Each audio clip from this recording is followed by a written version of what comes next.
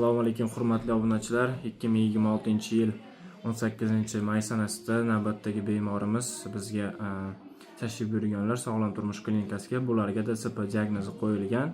Xo'p, oldingi shikoyatlari va hozirgi o'zgarishlari haqida batafsil onasi gapirib beradi. Assalomu alaykum. Va alaykum assalom. Assalomu alaykum hurmatli kuzatuvchilar.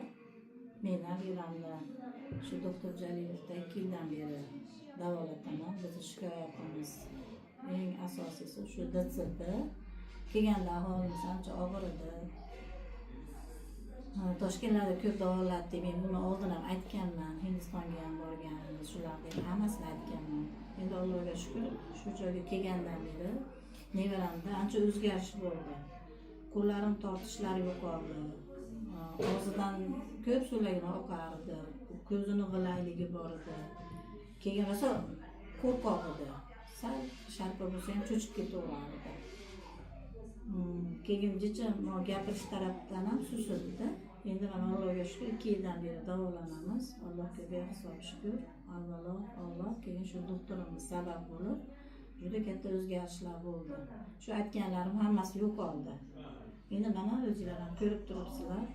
Allohga shukr chiroyli holatda. Endi sabr qilinsa hammaga o'tib ketar ekan. Shu doktorimizga rahmat. Alloh rozi bo'lsin. Umri uzun bo'lsin, martabasi bundan ham baland bo'lsin. 100 yoshga kirganda ham shunaqa qilib bemorlarni ko'rib, chiroyli holatda o'tirsin. Baxtimizga, oilasini baxtiga, kasallarning baxtiga eson bo'lsin. Mana ko'pchilik aytadi, o'zimizni poliklinikada nevropatologlar ham nima qilasizlar, 1 million 300 to'lab davolanib, pullar ko'p, qanaqa bo'ldi natija deb shuna deyishdi-da menga xullas. Keyin men aytdimki, yo'q, 1 million 300 bo'lsa ham doktorimiz himmatlik. 5 kun to'lov qilsak 5 kun qo'sh beradi. 10 kun to'lov qilsak ham 5 kun qo'sh beradi. Endi gap puldan emas. Eng avvalo biz Alloh sabab qilib shifo topdik shu doktordan. 1 million 300 ham yaxshi, undan ham oshiq bo'lsa ham to'lashga biz rozimiz dedim. Desam, nimaga unaqa deysiz? Baribir bu DSPda o'zgarish bo'lmaydi-yu. Oyoqlarda mana qatish bor, mana tizza bukilishi bor deb shunaqalarni gapirishdi. Men aytdim, yo'q dedim. Unaqa gap gapirmay, eshitishdan xohlamayman gapinglarni. Chunki men yosh bola emasman. Men o'zim ko'zim bilan ko'rdim. Ko'zim bilan ko'rdim, mana qancha bemorlar shifo topib kelyapti. Epilepsiyani ham davosi yo'q deydi, yo'q. Mana bu yerda tuzalganlarni ham nechtasini ko'rdim. Allohga behisob shukr. Yana bir narsani aytmoqchiman. Biz mana operatsiyadan ham qutulib qoldik. Biz operatsiyaga tayyorlaganmiz bu nevarani. Shu oyog'ini tizzasi bukilish hisobiga Toshkentda bitta xususiy больницani topib, xirurglar bilan gaplashib, hattoki to'lovlarigacha gaplashib, biz tayyor bo'lib ketadigan vaqtda shu telefondan Alloh o'zi o'g'ladi ishimizni.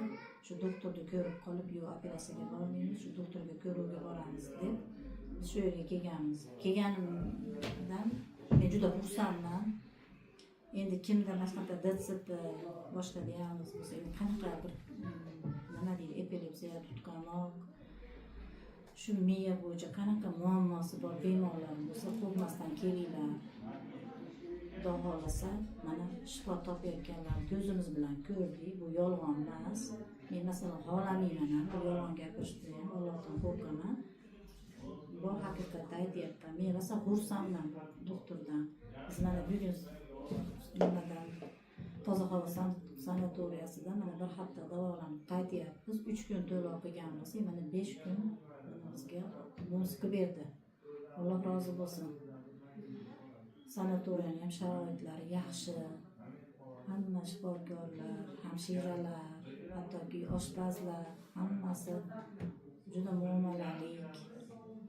Nima deydi? O'zini vazifasini yaxshi bajaradi. Fizioterapiyadagi qizlar ham, hamshiralar ham. Allohga behisob shukr. Ancha yaxshi nabira. Men xursandman. Doktorga katta rahmat. Alloh bundan ham ziyoda qilsin. Shu yerda siz barcha bemorlarni, ya'ni ko'ruvni jonli o'zingiz ko'ryapsiz, doktorda suhbatini ko'ryapsiz. masalan epilepsiya yoki boshqa kasalliklarni ham o'zingiz davolayotganini ko'rib turibsiz, ammo garantiya so'raganga doktor Jalil garantiya beryaptimi yo'qmi? Shu davolanish mobaynida kelsa epilepsiyani garantiya berasizmi desa doktor Jalil garantiya beryaptimi yo'qmi? Yo'q, garantiya bergan yo'q. Avval Alloh dedi. Shifosini Allohdan so'raymiz dedi, garantiya bergani yo'q. Allohga tavakkal qilamiz deydi. Bu doktor ham bizga o'xshagan oddiy inson. Dardni bergan Alloh shifosini ham qo'shib beradi. Shu gapni doktor hamma bemorlarga gapiryapti. Mana ko'zimdan ko'ryapman. Yo'q, garantiya bermaydi. Endi ixlos qilib, Allohdan so'rab, tavakkal qilib kelinglar.